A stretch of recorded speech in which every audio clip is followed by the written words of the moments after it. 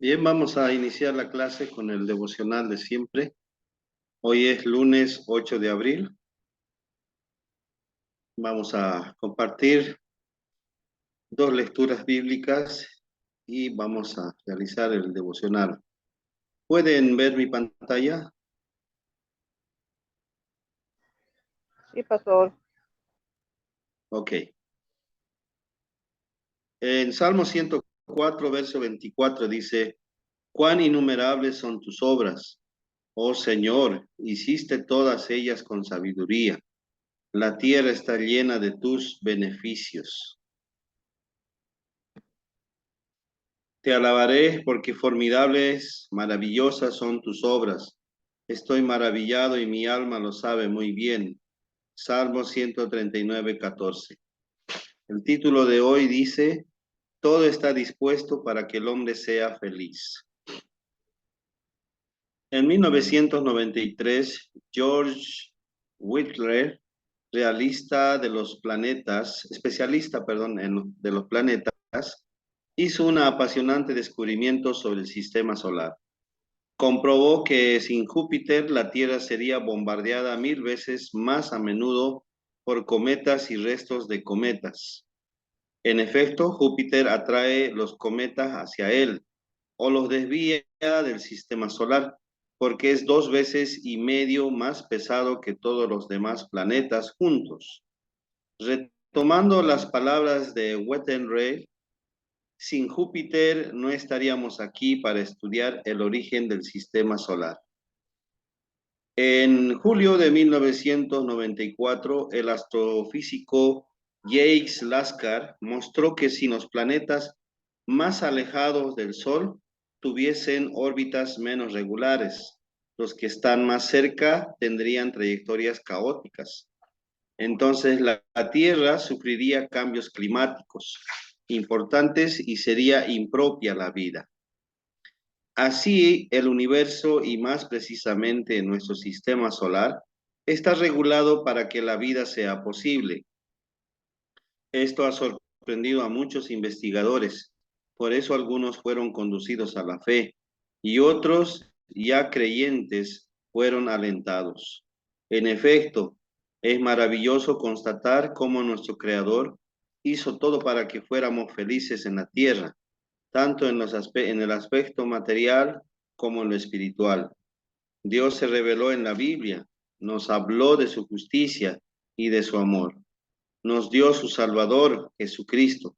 Si todo está regulado para que la vida sea posible, también podemos decir que todo lo es para la gloria de Jesús, el Hijo de Dios.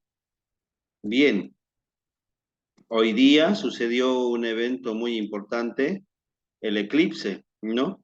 En América y mayormente esto se ha visto en América del Norte. Son aspectos importantes donde la luna se atraviesa, ¿no? Entre el Sol y la Tierra y hace que pueda cubrir lo que es al Sol y se suscita el eclipse. Hay aspectos también importantes dentro del universo, ¿no? Como lo hemos leído. ¿Quién iba a pensar que Júpiter iba a ser nuestro protector de tantos meteoritos y todos los elementos del espacio que están sin dirección? ¿Quién iba a pensar que ese gigante planeta iba también a causar un equilibrio, ¿no? Y no es de sorprenderse, hermanos, que Dios tiene todo bajo control.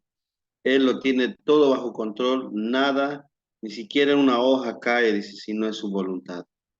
Él nos conoce y sabe también nuestra necesidad, sabe también de qué tenemos debilidad, y cuándo podemos acudirle a Él, cuándo nos fortalecemos. Él conoce también cómo debemos trabajar, qué hacer en la obra. O sea, prácticamente, hermanos, estamos en todo lo que es su cobertura, ¿no? Todo lo que es su voluntad.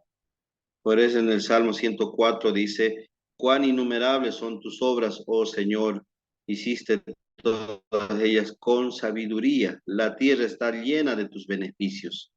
Eso es cierto, ¿no? La tierra, en el lugar donde vivimos, todo está equilibrado, ¿no? Todo. Llueve porque tiene que llover, porque es necesario. No llueve porque también en el tiempo de Dios así tiene que ser. O sea, todo sucede bajo su voluntad. Entonces, hermanos, nosotros, ¿qué debemos hacer? Alabarlo, ¿no? Glorificarlo, por tan maravillosas que son sus obras, y nosotros estamos maravillados, hermanos. Amén. Bien, vamos a entrar en oración. Voy a pedir, por favor, a nuestra hermana Felipa que pueda guiarnos en oración.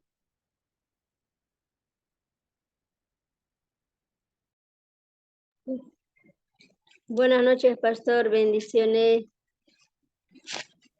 Amén, Padre, hermana, la te damos escuchamos. gracias, Señor, en esta noche una vez más, Padre, acercarnos delante de ti, mi Dios, siempre agradecerte, Padre, por la vida que tú nos das, Padre, un día más, esta misericordia, el amor que tú nos amas, Padre, muchísimas gracias, Señor, y agradecerte, Padre, por todo tu siervo que nos va a enseñar tu palabra, Señor Dios mío, y a cada uno de mis hermanos que están aquí en seminario, Señor.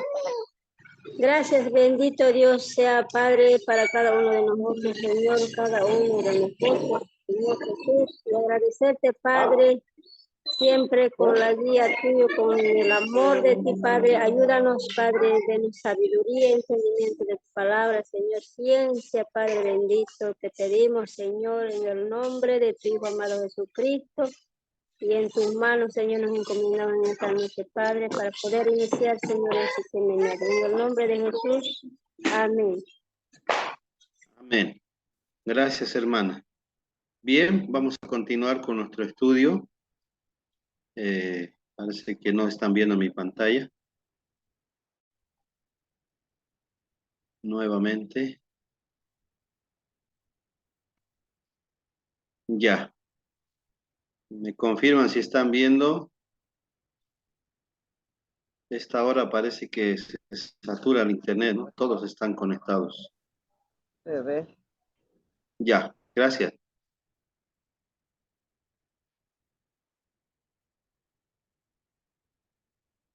Bien, vamos a continuar con esta introducción.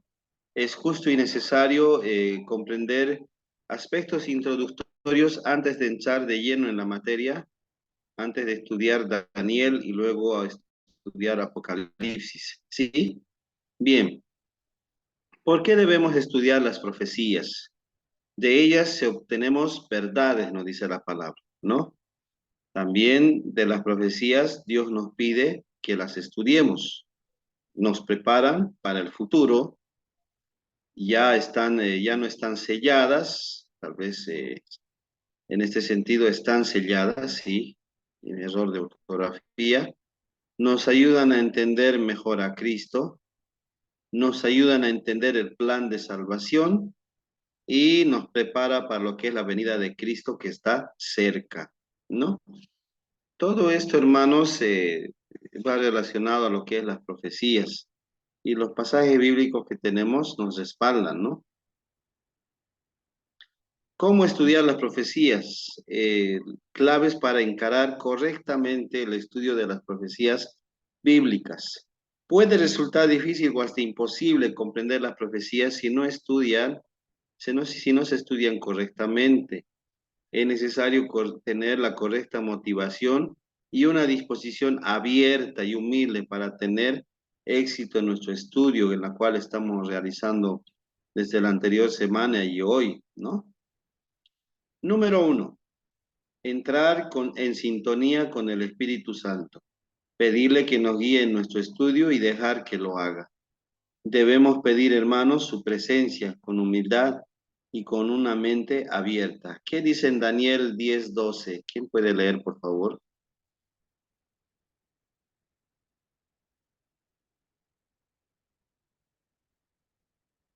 ¿Alguien?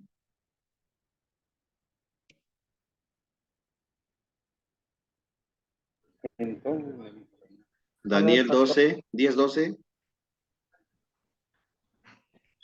Dice así, pastor. Entonces me dijo, Daniel, no temas porque desde el primer día que dispusiste tu corazón a entender y a humillarte en la presencia de tu Dios, fueron oídas tus palabras y a causa de tus palabras yo he venido. Amén. Amén. Entonces, para comprender, hermanos, las profecías, que es el mensaje de Dios a través de su palabra, debemos tener, hermanos, un corazón abierto y entrar en lo que es la conexión con el Espíritu. Para eso es importante, hermanos, tener una buena relación con Dios, ¿no? En lo que es el estudio de la palabra, en oración, en poder congregarse, el poder servir a Dios. Si no cumplimos estos requisitos, hermanos, difícilmente vamos a poder entender las profecías, porque recuerden, las profecías es el mensaje de Dios a través de su palabra. Número 2, buscar y cultivar una estrecha relación con Dios por medio de la oración. Si no lo hacemos, las profecías permanecerán selladas ante nuestros ojos y no podremos entenderlas.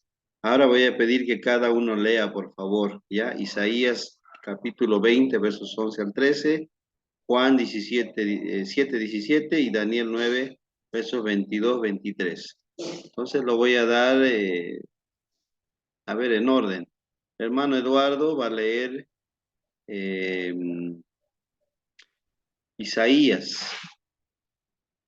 Hermana Felipa va a leer Juan 7:17 y nuestra hermana Herminia va a leer Daniel 9, versos 22 y 23. ¿Qué es lo que dice la palabra?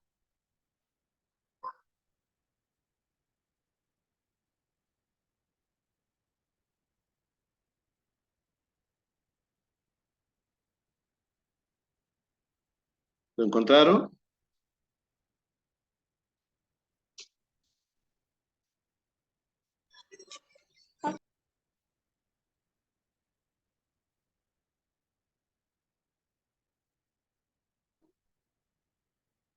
Hermanos.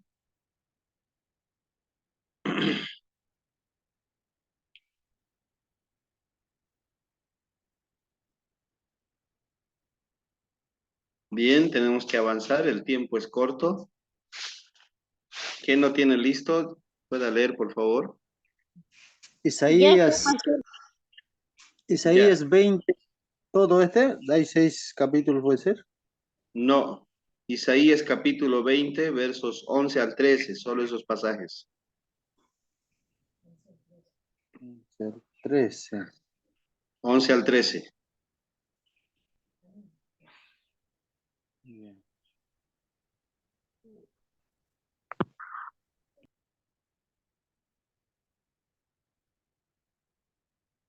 Amén.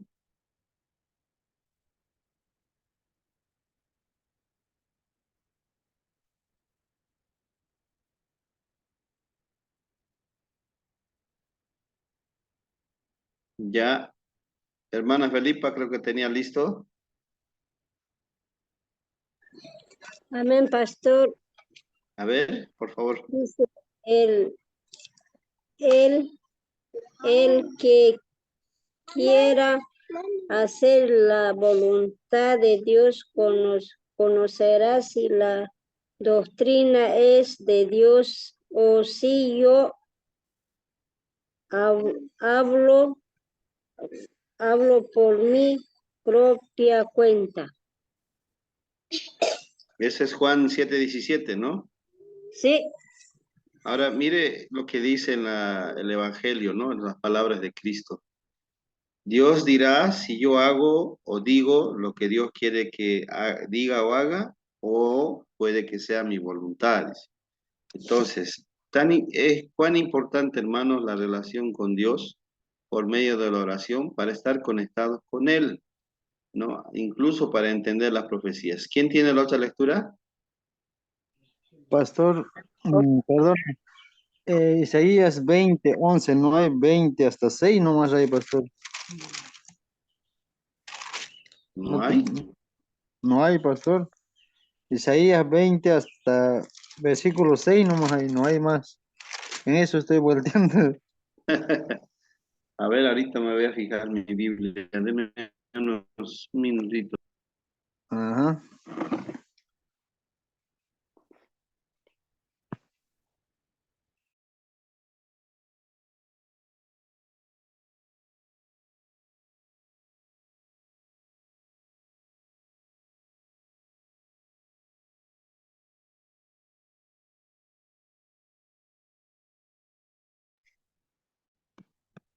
Ya volví.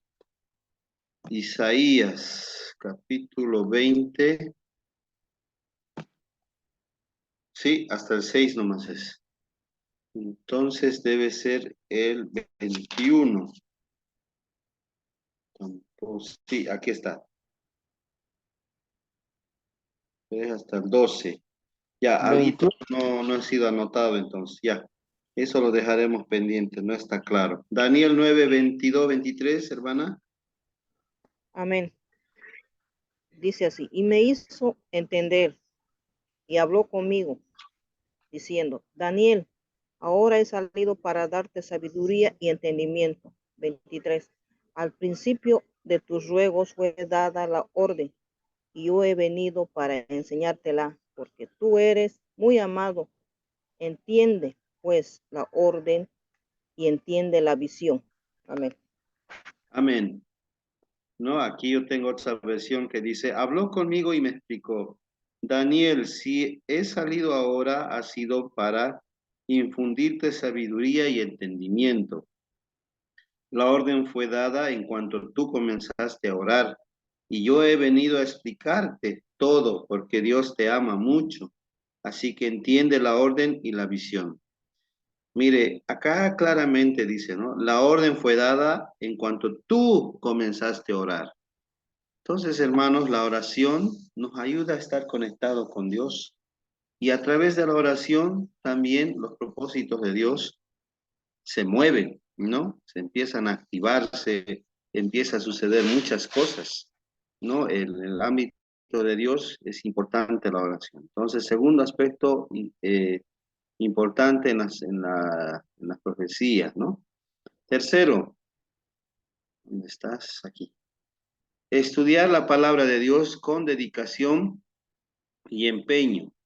Dios nos habla a través de las escrituras. A ver, eh, hermano Eduardo, estaba pendiente de su lectura. Primera Tesalonicenses 2:13. Por favor, yo voy a buscar Hechos 17:11. Y ya lo encontré. Y hermana Herminia, Apocalipsis 22, versos 18 y 19. ¿Listo, hermano Eduardo? Ya. Amén, Leemos pastor. Hechos. ¿Ya lo tiene? Y adelante. Tesalonicenses 2, 13. 13. Dice así, por lo cual también nosotros sin cesar damos gracias a Dios de que cuando recibisteis la palabra de Dios que oísteis de vosotros, la recibisteis no como palabra de hombres, sino según es en verdad la palabra de Dios, la cual actuó en vosotros los creyentes. Amén. Amén. Ahora en Hechos dice, estos eran más nobles que los que de Tesalónica, pues recibieron la palabra con mucha atención y todos los días examinaban las escrituras para ver si era cierto lo que se les anunciaba. ¿Y qué dice Apocalipsis, hermana? Apocalipsis 22, verso 18 y 19. 22, 21, pastor. 22, capítulo 22, versos 18 y 19. 18 y 19, dice así. En esta versión, a todos los que escuchan el mensaje de esta profecía Les advierto esto, dice. Si alguien le añade algo a este libro, Dios le castigará con todas las plagas terribles que están descritas en el libro. Y si alguien le quita algo al mensaje de esta profecía, Dios no lo dejará tomar su parte del fruto del árbol que da vida, ni lo dejará vivir en la ciudad santa, como se ha dicho en este libro. Amén. Amén. La advertencia es clara, ¿no? Debemos siempre utilizar la Biblia con mucho cuidado. La Biblia no se ha utilizado para debatir, sino la Biblia se ha hecho como un manual de vida, ¿no?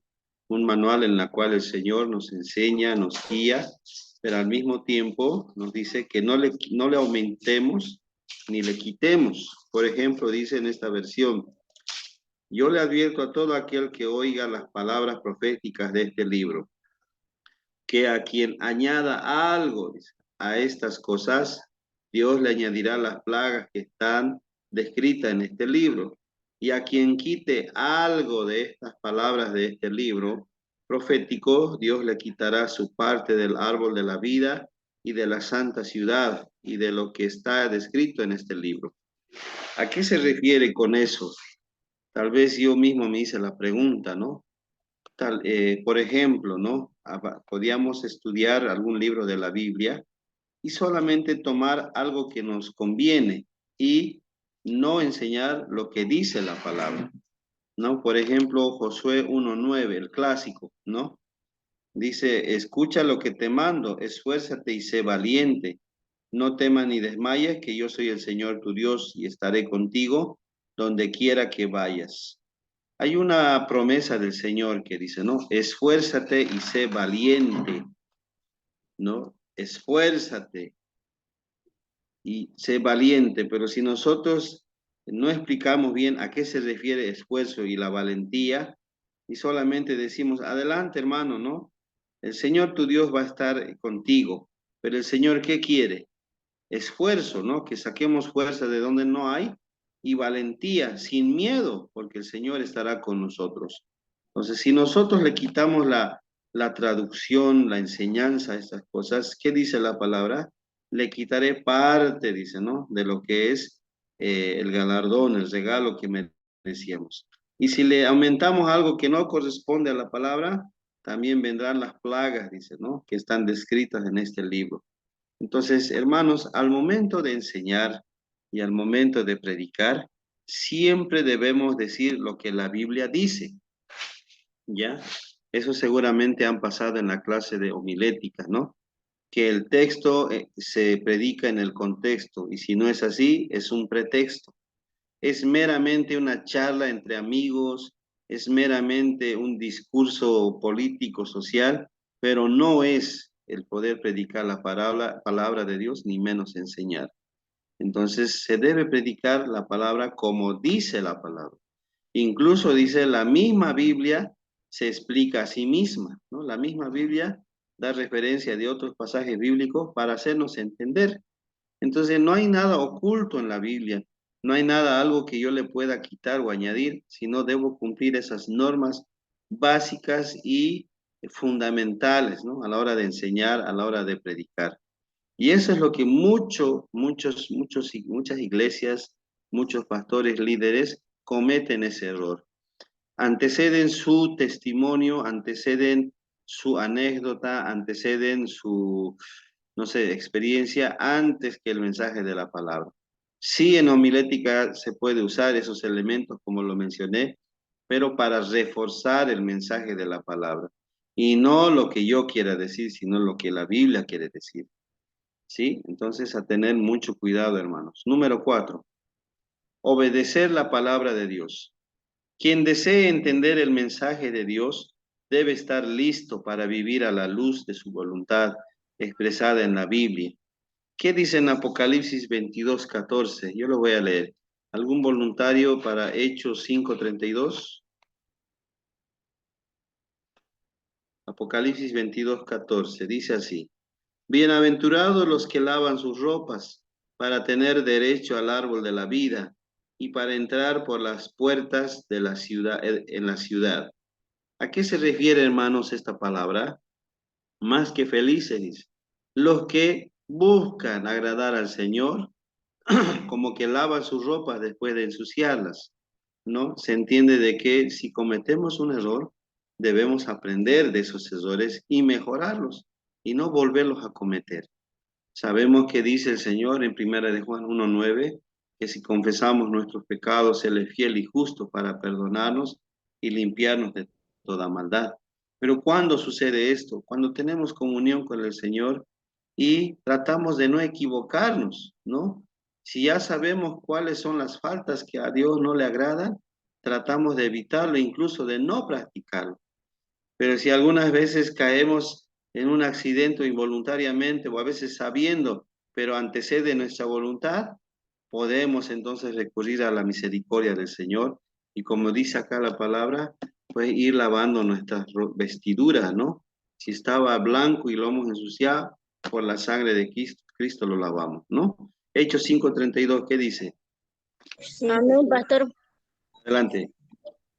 Y nosotros somos testigos suyos de estas cosas y también el Espíritu Santo, el cual ha dado Dios a los que le obedecen. Amén. Aquí hay una palabra muy importante que es un verbo, ¿no? Obediencia. Obediencia a la palabra.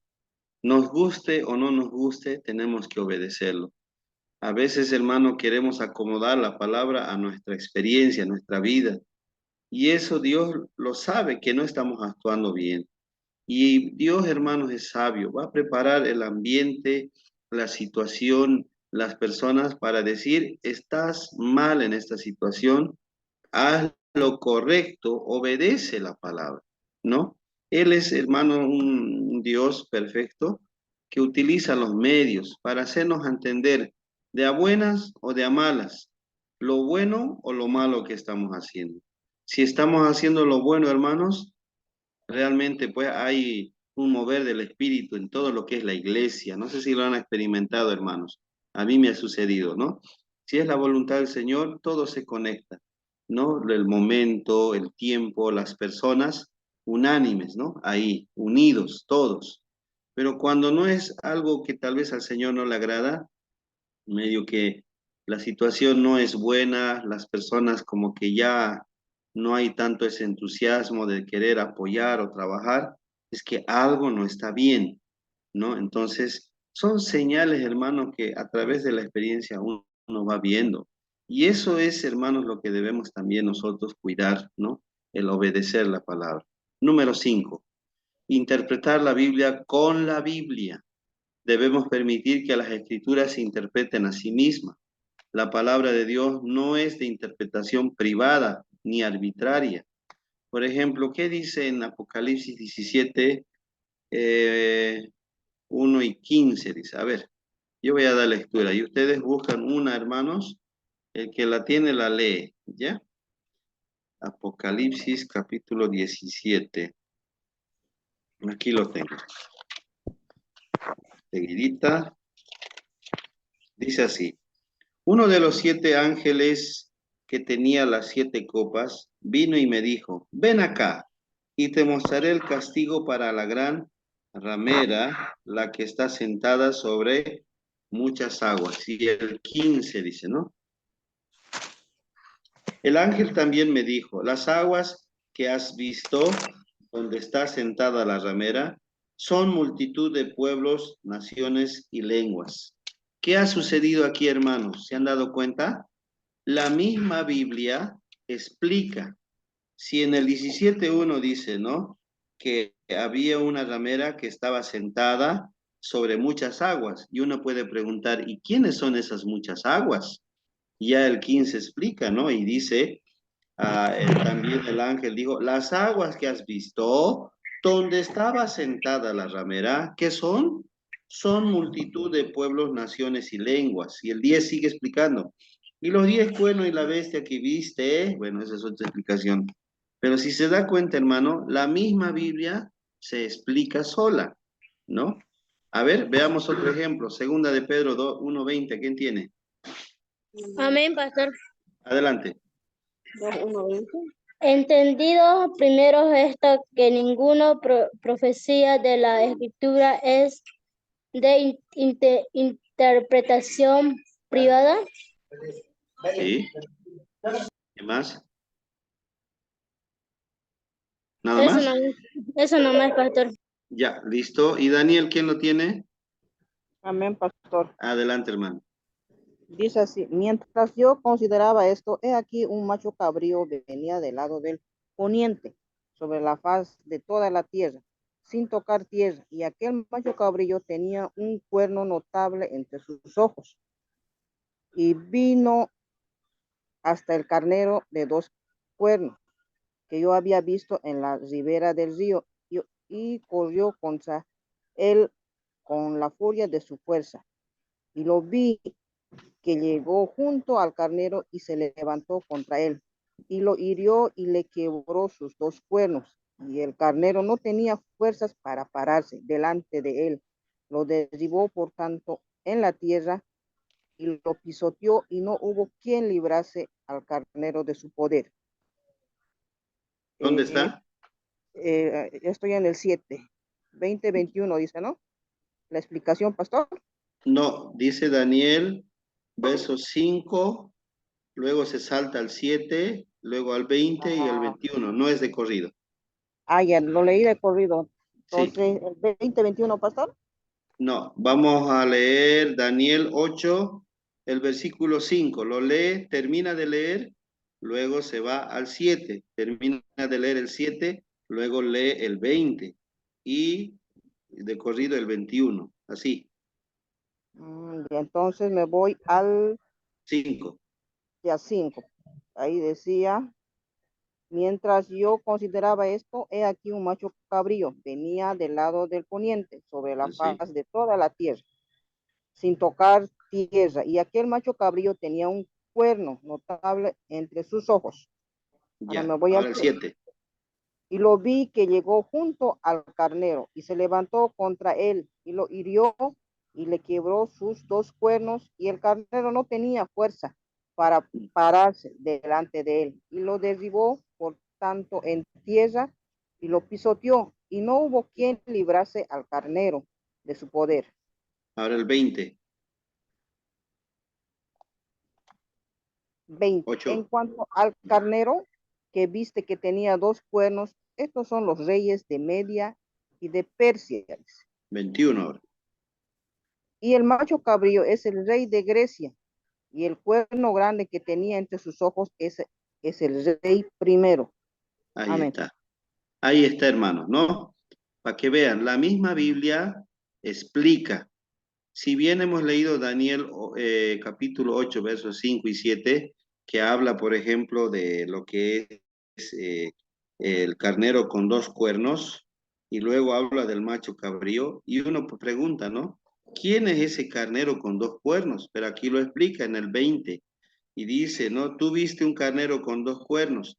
Esos 2 cuernos, dice, son los reyes de Media y de Persia. Si hablamos en el contexto histórico, Daniel está contando lo que ya había sucedido en ese tiempo, y para nosotros es un recuento de lo que hemos visto, ¿no? Lo que hemos leído.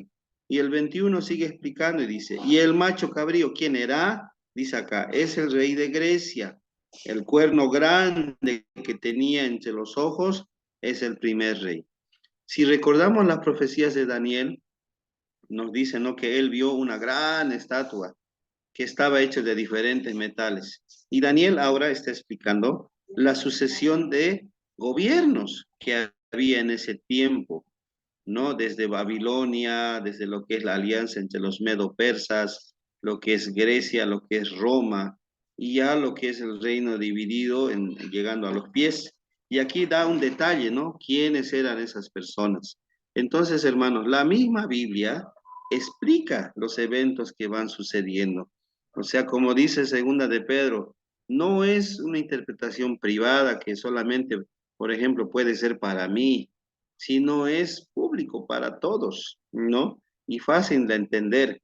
Lo único nosotros, hermanos, por ejemplo, el que les habla, es el que facilita el entendimiento.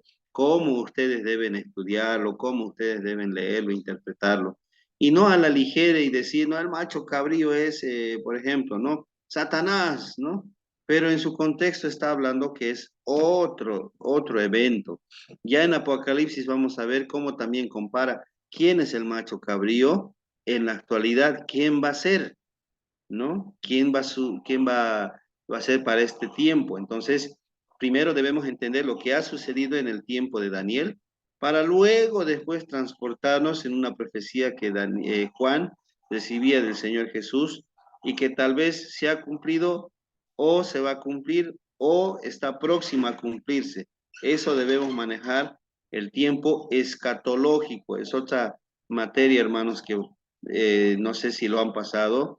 Yo les voy a dar un pantallazo nomás de escatología, pero es importante hablar, ¿ya? Seguimos. Número 6. Comprender la simbología profética, entendiendo primero estos temas. Cuando hablamos de simbología, un datito, hermanos.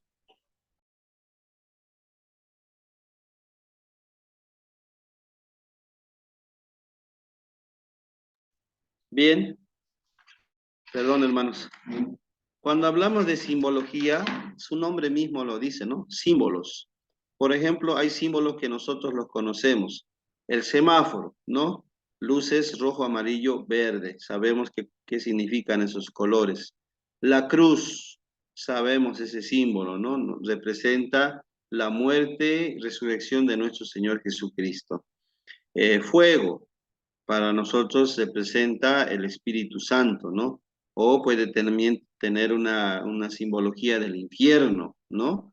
O la santidad del Señor. O sea, son símbolos que en la Biblia podemos ir encontrando. Por ejemplo, el número 666, 3 veces, hombre de hombre, número de hombre, ¿no? Que va relacionado con el anticristo. Pero sabían que también Dios tiene un número y tiene varios números, el 7, ¿no? Un número perfecto. Entonces son símbolos que vamos a ir viendo. A ver, por ejemplo, hermanos, el santuario de Israel, sus servicios y sus rituales. Aquí vemos varios símbolos en el santuario, ¿no?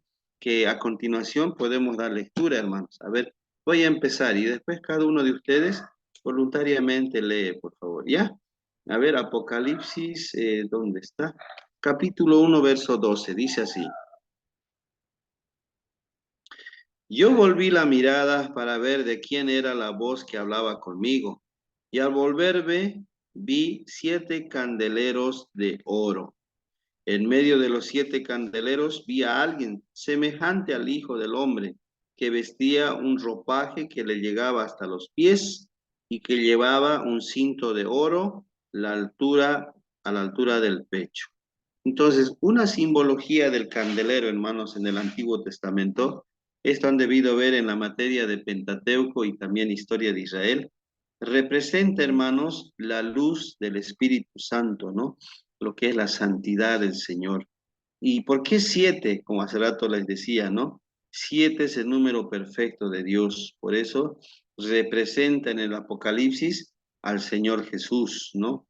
Que es nuestro Dios que se hizo carne, 100% hombre, 100% Dios, como lo menciona en la materia de evangelios sinópticos, ¿no? ¿Quién lo tiene Apocalipsis 8:3? Amén, pastor. Dice Adelante. así. Otro ángel vino entonces y se paró ante el altar con un incensario de oro y se le dio mucho incienso para añadirlo a las oraciones de todos los santos sobre el altar de oro que estaba delante del trono. Amén. El altar del incienso en el Antiguo Testamento simbolizaba, ¿no? Como dice acá, las oraciones. Tenía que estar, hermanos, lo que es el incienso siempre encendido. Eso representaba las oraciones. El sacerdote se encargaba de encenderlo, ¿no? Y como le dije la anterior semana, el incienso o el incenciario en el occidente se usa mucho para las coas, ¿no? Las famosas coas, que en su tiempo también está llegando a Santa Cruz, ¿no? Y yo puedo reconocer ese olorcito, ¿no? Que ya alguien está preparando su coa. pero ese en el Antiguo Testamento era distinto, ¿no? Distinto el encender el altar del incienso. En Apocalipsis, hermanos, lo relaciona este símbolo con lo que dice acá, ¿no? En otra versión dice, y otro ángel vino con un incenciario de oro y se detuvo ante el altar. A ese ángel se le dio mucho incienso para que lo añadiera a las oraciones de todos los santos y lo ofrecieren sobre el altar de oro que estaba delante del trono. Entonces, rápidamente aquí entendemos que el incienso son nuestras oraciones. ¿Cómo será el olor de nuestras oraciones? ¿Agradable al Señor o no tan agradable? Por supuesto, nosotros queremos aromas agradables, ¿no? Dentro de nuestro hogar, nuestra casa. Pero si alguien quema una goma, por decir, ¿cómo será el olor? Desagradable, ¿no? Imagínense, hermano, cómo serán nuestras oraciones. Entonces, para reflexionar. Apocalipsis 11:19, ¿qué dice? Amén, amén, pastor. Adelante. Y el templo de Dios fue abierto en el cielo, en el arca de su pacto se veía en el templo y hubo relámpagos, voces, truenos, un terremoto y grande granizo. Amén. Otra vez me voy al Antiguo Testamento. Así tiene que ir relacionado, hermanos. Todo en su contexto, ¿no? El arca del pacto, hermanos, fue creado por el corazón de Israel, por la instrucción del Señor también. Y dentro del arca, hermanos, estaba tres elementos importantes. El maná que cayó del cielo, la vara de Aarón que reverdeció y los 10 mandamientos que Moisés recibió en lo que es el Sinaí. Estaban dentro del arca del pacto. Y en la tapa, hermanos, tenían 2 querubines que tapaban el rostro del Señor, dice. ¿Y dónde se encontraba el arca del pacto? Dentro de lo que es el tabernáculo.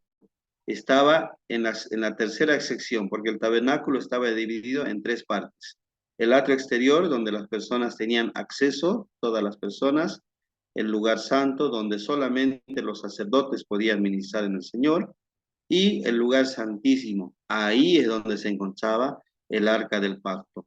Si recordamos la historia, hubo un olor desagradable, dice, ¿no? De parte de los hijos de Elí, en la cual quisieron, más adelante en la historia, ¿no? Presentar una ofrenda al Señor, pero estos murieron, dice, porque la santidad del Señor no permite ningún pecado, ¿no?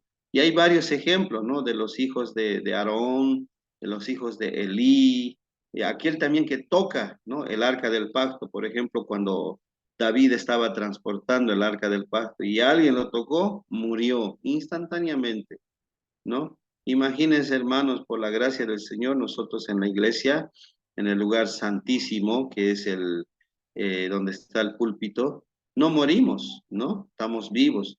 ¿Qué hubiera pasado si físicamente, subiendo ahí arriba, cantando, tocando algún instrumento o enseñando, predicando, morimos?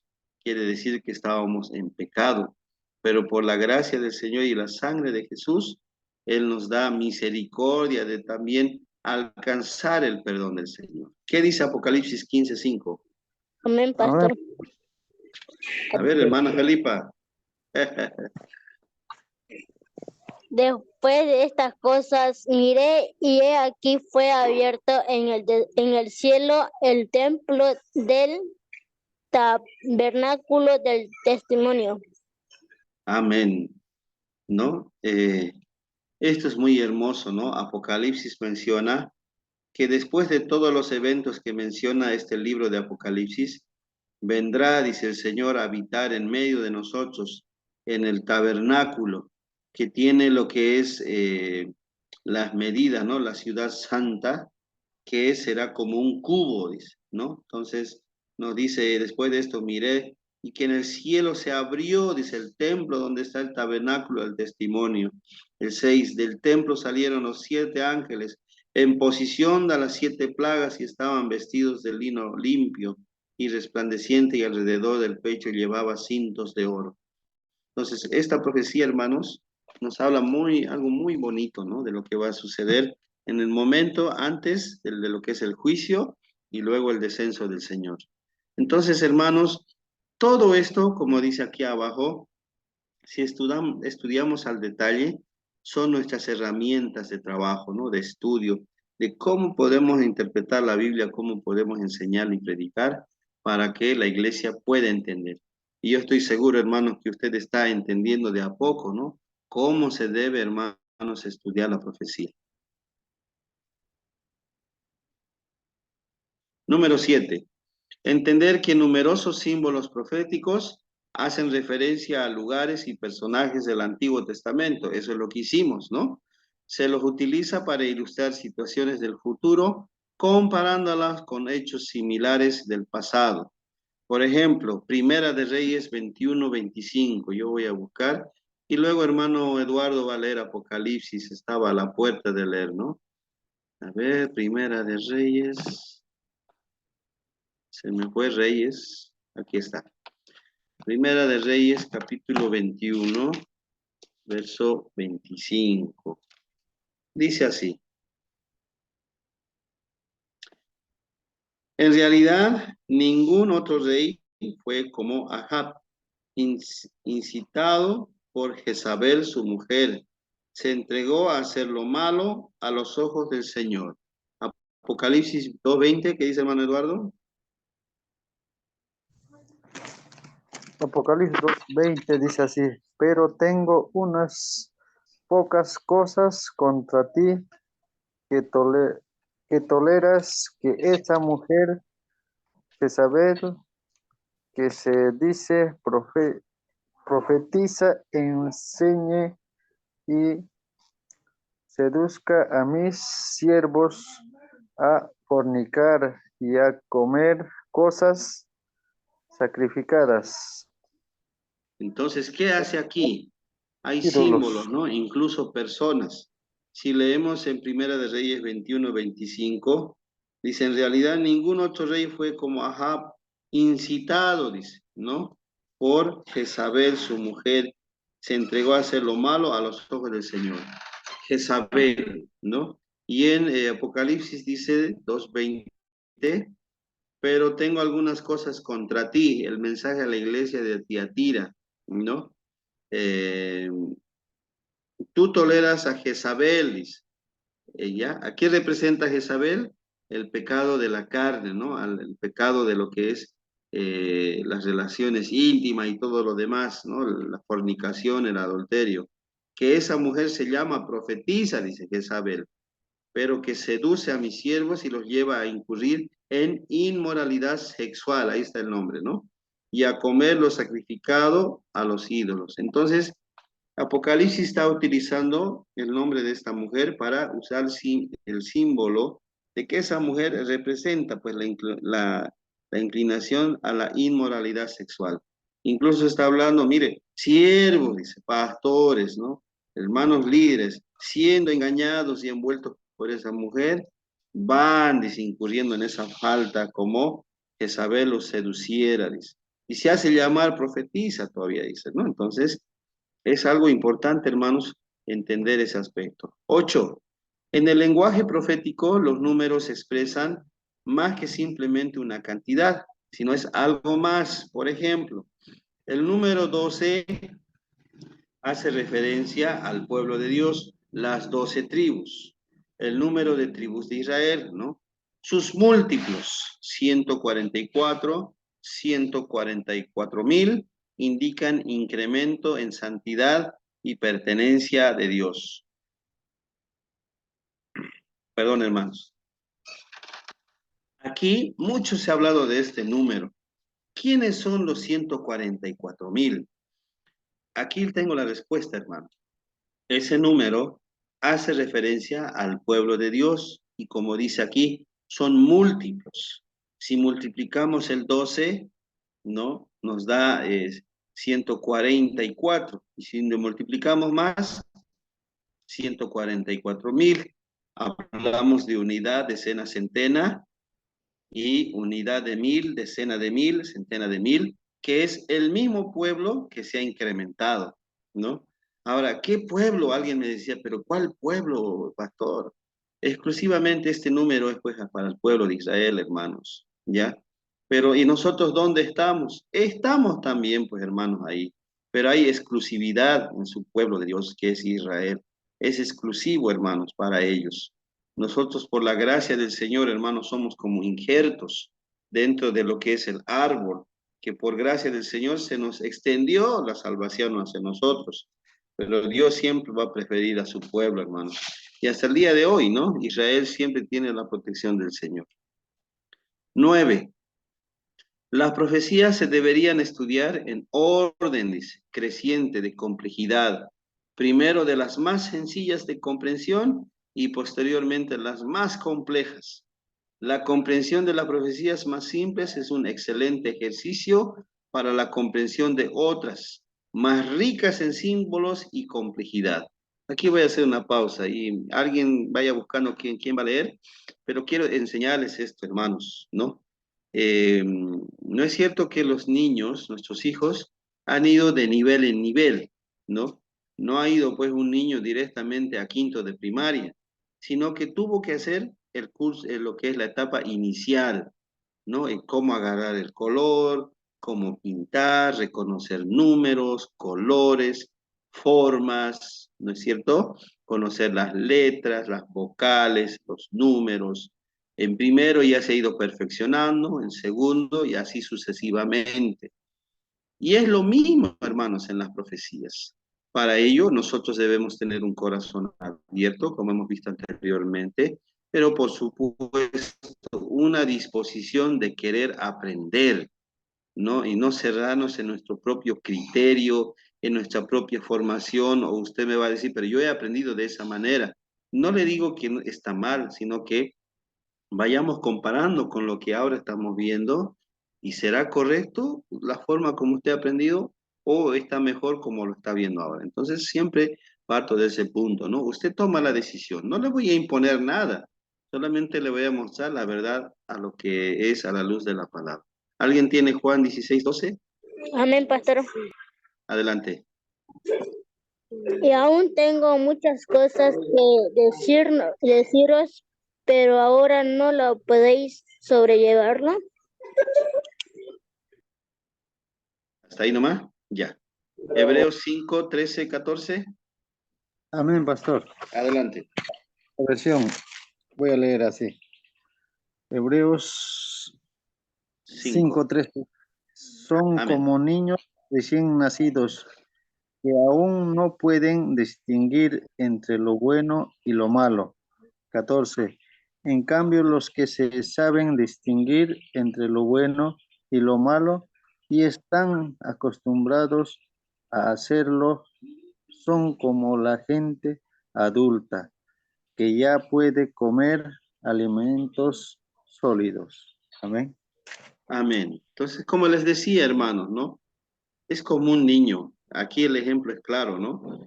A ver, ¿quiénes estarán preparados para un trabajo que corresponde de mucha formación y mucha responsabilidad?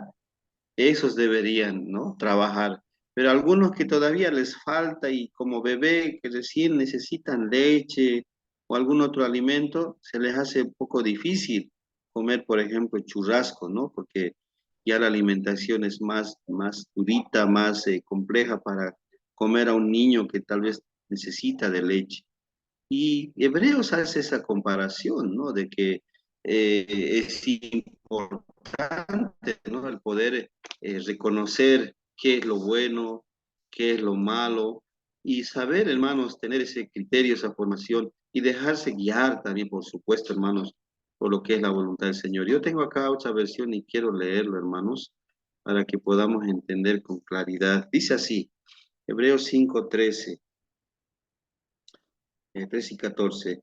Pero todos los que se alimentan de leche son inexpertos, dicen la palabra de justicia, porque son como niños. 14. El alimento sólido es para los que ya han alcanzado la madurez, para los que puedan discernir entre el bien y el mal, y han ejercitado su capacidad de tomar decisiones. ¿Quién puede determinar esto, hermanos? Nosotros mismos, hermanos, ¿no? A través del Espíritu Santo que nos ayuda a discernir, ¿no? nuestra conciencia, a ver cómo está. Yo no puedo calificar, ¿no? Ni desmerecer a alguien, sino que a los ojos del Señor, todos hermanos, dice, somos iguales. Pero el Señor sabe, ¿no? Como dicen Hechos, que dijo, apártenme a Pablo y Bernabé para la obra que les he llamado. Entonces, hay, hermanos, aspectos importantes y llamados que también el Señor hace, que eso en su momento Él lo da a ver, ¿no? A resplandecer su voluntad en medio de la congregación. Bien, voy a ir terminando, hermanos. No me quedan muchas láminas. Quiero terminar esta parte. Unas 4 más y un poquito nos vamos a extender hoy día, porque no quiero quedar sin concluir. Ahora, profetas verdaderos y falsos. ¿Habrá? Sí los hay. Y Pedro en sus 2 tomos y Judas hace mención de esto. ¿Cuál es la misión de los profetas? 1, comunicar la voluntad de Dios a la humanidad. 2, recordar a las personas que deben obedecer a Dios. 3, anunciar eventos que ocurrirán en el futuro, así como lo dicen estos libros, ¿no? Que lo tenemos ahí. El mensaje profético, hermano, no es solo predecir el futuro, es colaborar con la unidad de la iglesia de Cristo y su crecimiento con el conocimiento de la verdad, preparándola para que los eventos finales de este mundo. Hay una profecía que dice, hermano, ¿no? Que la iglesia nunca dejará de ser, existirá y las puertas de Hades no prevalecerán contra ella, dice. ¿No? Pero ay, dice, no hay de aquel que es piedra de tropiezo, que trata, que quiere dividir la iglesia, que quiere, hermanos, tal vez buscar su propio parecer. Entonces, hermanos, el mensaje de Dios es claro. La iglesia va a seguir y tiene que seguir y va a avanzar. A quien le guste o no le guste, al diablo que tal vez no quiere, ¿no? Pero va a seguir, hermanos. Dios nos promete, acá la promesa, ¿no? Que enviará ayuda profética para guiar a su pueblo en el tiempo del fin. ¿Cuál es esa ayuda? Voy a buscar en Hechos, hermanos. Hechos capítulo 2, versos 17-18. Dice así. Dios ha dicho, en los últimos días derramaré de mi espíritu sobre toda la humanidad. Los hijos y las hijas de ustedes profetizarán. Sus jóvenes tendrán visiones y sus ancianos tendrán sueños. 18. Y en esos días derramaré de mi espíritu sobre mis siervos y mis siervas, y también profetizarán. Entonces, ¿cuál es la promesa del Señor? Que ya a punto de llegar el fin, Dios vendrá como en el Pentecostés, hermanos. ¿Qué le parece? ¿No? Y para eso, la iglesia debe estar unida. Debemos trabajar juntos, un solo cuerpo a la cabeza de Cristo, ¿no? Y el cuerpo, dice, así como tiene varios miembros, así también debe ir trabajando, dice, cada uno en su área de trabajo, sabiendo que lo que hacen es para el Señor, y el Señor, dice, les dará su galardón después del juicio lo que es el juicio del trono blanco, ¿no? Que la iglesia también ahí dará cuentas. Sus obras serán como hoja seca, dice, o tal vez como hierba o como metales de bronce, plata u oro, ¿no? Entonces, ¿cuál será? Y aún sufriendo pérdida, dice, ¿no? Como haya hecho su trabajo de mala gana, enojado, tendrá la salvación, pero perderá sus galardones. Entonces, hermanos, la iglesia está llamada a seguir trabajando. Amén. También nos advierte contra las falsificaciones del don de profecía, y eso es lo que estamos viendo, y acerca de los falsos mesías que vendrán en estos tiempos. ¿Quién tiene Mateo 7:15, hermanos? Y Mateo 24:24. Adelante. Mateo 7:15 dice así en otra versión. A ver. Cuídense de los profetas mentirosos que dicen que hablan de parte de Dios. Se presentan ante ustedes tan inofensivos como una oveja, pero en realidad son tan peligrosos como un lobo feroz. No tengan cuidado, dice, que el Señor me ha dicho, ¿no? Que vendas tus propiedades y que lo dones, ¿no? El Señor me ha dicho que te cases con la primera persona que va a entrar a la iglesia y entre una viejecita mayor de 80 años, ¿no? Entonces, hermanos, esa será la voluntad del Señor. Cuidado, dice, con los falsos profetas que tienen cara de cordero, dice, pero sus intenciones son como lobos rapaces que vienen a destruir la iglesia, ¿no? Y eso, hermanos, a veces no todos se dan cuenta. Yo lo digo eso, ¿no, hermanos? Con experiencia. Lo he visto en 2 oportunidades. Vienen así, inocente, con buenas intenciones, pero de fondo tienen otras intenciones de poder, hermanos, satisfacerse personalmente y perjudicar a la iglesia. Por eso, hermanos, yo con mucho cuidado les digo y con la experiencia que he tenido, tengamos cuidado, hermanos. Es notorio la intención del hombre, cómo poder, hermanos, dañar a la iglesia, cómo poder perjudicar el crecimiento. Entonces, por eso podemos reconocerlo. Y va a haber, hermanos, en este tiempo y más adelante. Y si la iglesia no está preparada, esos falsos profetas van a guiar a la iglesia. Y, hermanos, la iglesia se va a dividir, se va a destruir, pero va a seguir, como dice la palabra, pero va a haber fractura ya, va a haber división. Entonces, eso, hermanos, cuidado, ¿no? Mateo 24:24, ¿qué dice? Amén. Amén. Dice así, La hermana Herminia. porque se levantarán falsos cristos y falsos profetas y harán grandes señales y prodigios, de tal manera que engañarán, si fuere posible, aún a los escogidos. Amén. Amén. Ahora, lo más terrible, no solamente habiendo falsos profetas, dice, falsos maestros también habrá.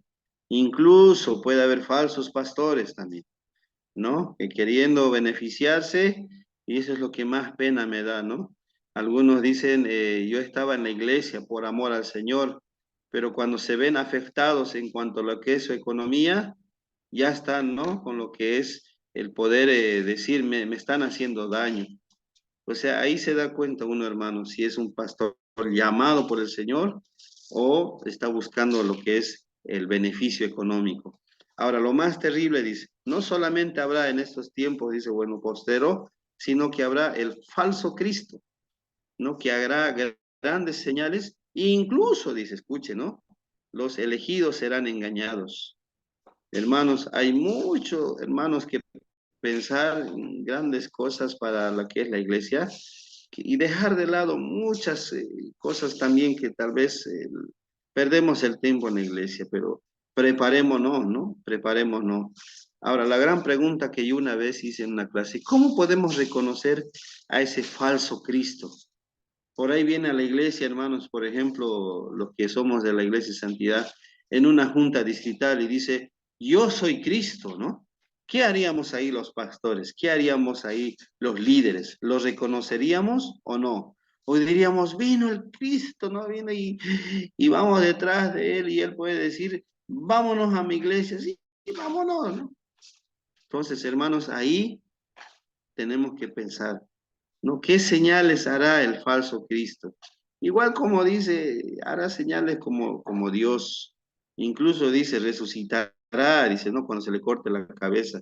Pero cuidado, dice, ¿no? Apocalipsis, si sucede esto, huyan, dice, porque no será la misma persona que resucita, sino será él, lo que es la bestia, ¿no? Entonces, a medida que nos acercamos a la segunda venida de Cristo, el número y la variedad de falsos profetas, escucha ahí, está aumentando en forma alarmante, una señal. Si bien se nos aconseja que no debemos despreciar la palabra profética, debemos tener cuidado, hermanos. Últimamente hay ese movimiento apostólico profético, ¿no? Que ya los pastores no quieren que se les diga pastores, sino quieren que se les diga apóstol. Y a la esposa del apóstol ya no se le dice pastora, se le dice profeta. Es un movimiento que está entrando, ¿no? Dios quiera que nuestras iglesias no entren todavía. Quisiera decirle pastor, hermano, ¿no? Cuidado, se enoje conmigo. Me dice, no, no, no, dígame apóstol, ¿no? Entonces, hermanos, hasta en eso hay que tener cuidado y saber por qué, quién es apóstol, qué requisito debe cumplir. Ya estamos hablando ahorita de los profetas, ¿no? O sea, no hay otra profecía, hermanos, aparte de lo que dice la palabra. No puedo hablar otra profecía aparte de lo que está escrito ahí. Vamos a ver también algunas pistas para distinguir, ¿no? A lo que es a los falsos profetas. Por ejemplo, la profecía debe cumplirse. Lo que le decía la anterior semana, ¿no? Si algo el Señor me mostró en sueños, yo lo vi, pero no puedo decirlo, así el Señor me ha mostrado. ¿Y qué pasa si no se cumple, hermanos? ¿Cómo quedo yo? ¿Y cómo queda el Señor? ¿Y cuánta gente, hermanos, se va a desanimar por esa profecía que lo esperaba con anhelo, ¿no? Pero todo fue mentira, ¿no? Dos, el cumplimiento debe ser total, dice. Las profecías genuinas se cumplen al pie de la letra, como dice Deuteronomio. Al pie de la letra se debe cumplir.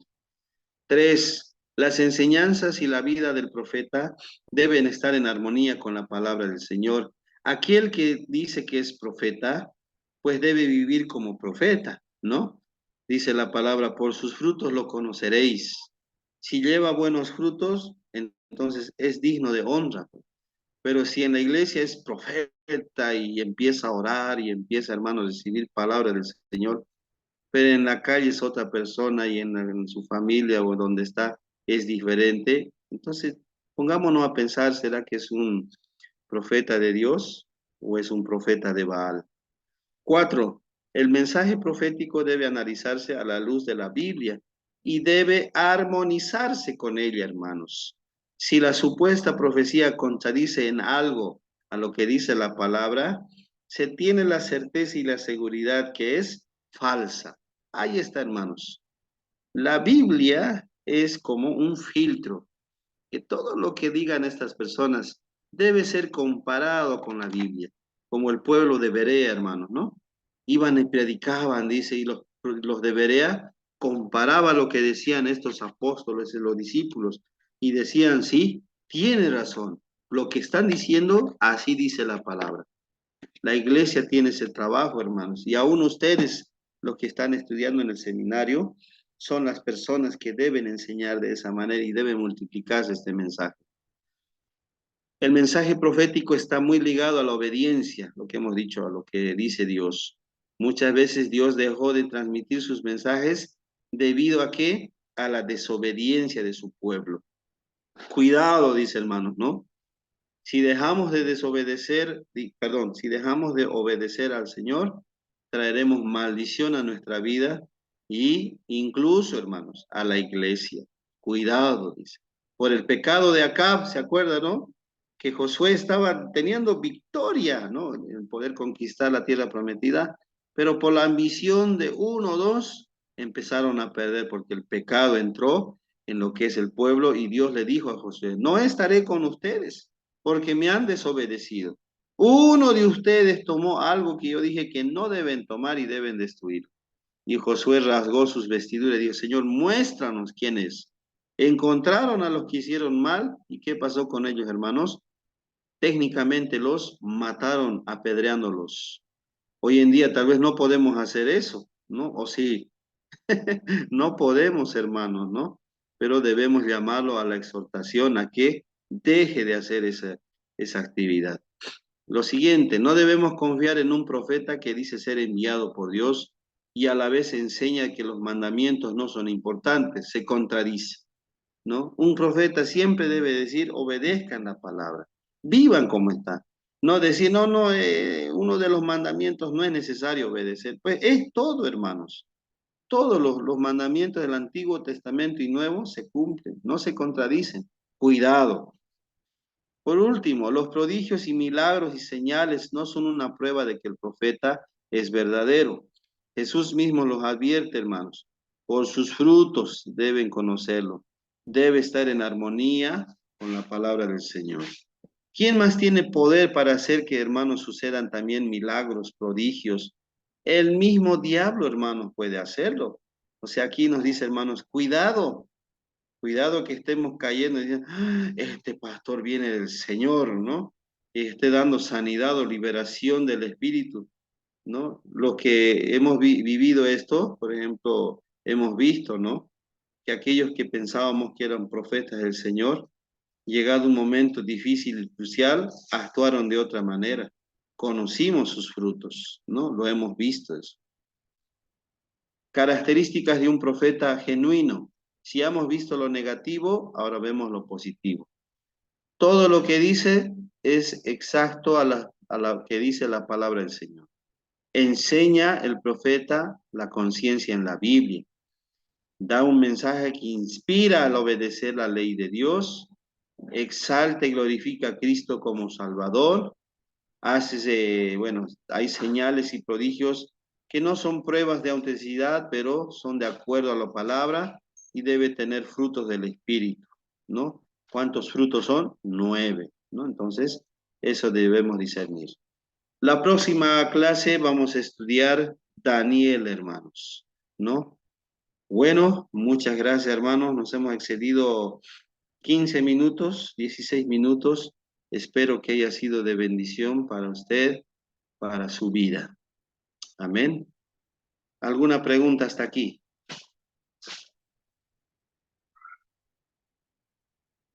Bueno, Bueno, pastor, una pregunta que quería hacer, pastor, sobre sí, la que decía hablaba de los sueños, nos revelamos, ¿no?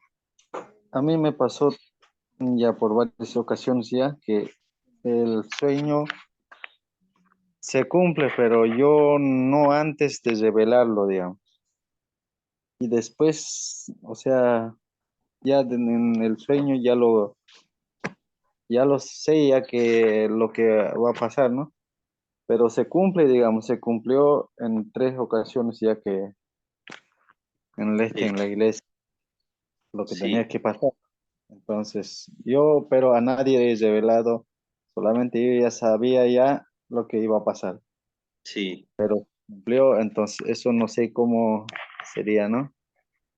Sí, eso, hermano, como lo dije la anterior semana, el Señor nos muestra, ¿no? A través del sueño. Y él, hermano, se manifiesta y sabe a quién mostrar. Normalmente son a los que llevan la obra, la iglesia, el pastor o líderes que tal vez están llevando también la responsabilidad en el liderazgo, ¿no? Entonces, Dios lo muestra, pero como dije, hay que tener cuidado, ¿no? Cuidado. Y si Dios nos muestra algo, ponerle la oración, ¿no? Que sea tu voluntad, Señor. Si es así, hazlo, ¿no? Cúmplelo. Y como le dije, yo tenía temor, ¿no? De decir, mira, hermanos, esto es soñado, esto va a suceder en la iglesia. Pero tenía ese temor de decir, ¿y qué tal no sucede? ¿Cómo quedo yo, digamos? ¿Y cómo queda Dios? Entonces quedaría como un falso profeta, ¿no? Y por eso, hermanos, debo tener cuidado por eso. Y si se cumple como lo hemos visto, dar gracias a Dios, ¿no? Porque si ha sido algo bueno, amén.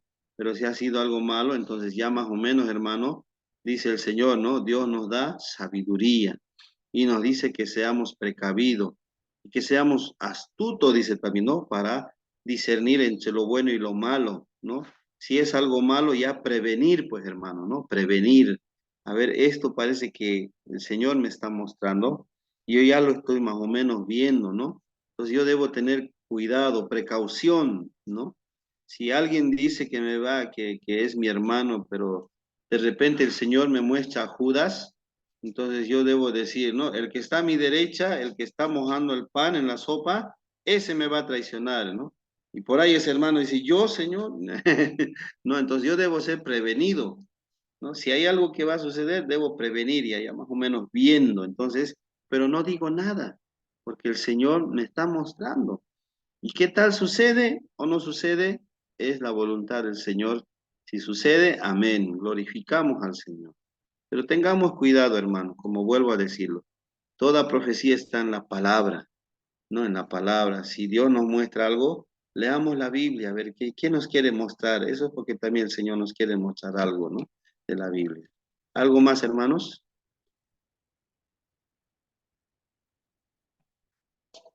¿Listo? Muchísimas gracias, Amén. hermanos. Vamos a concluir este tiempo. Vamos a orar.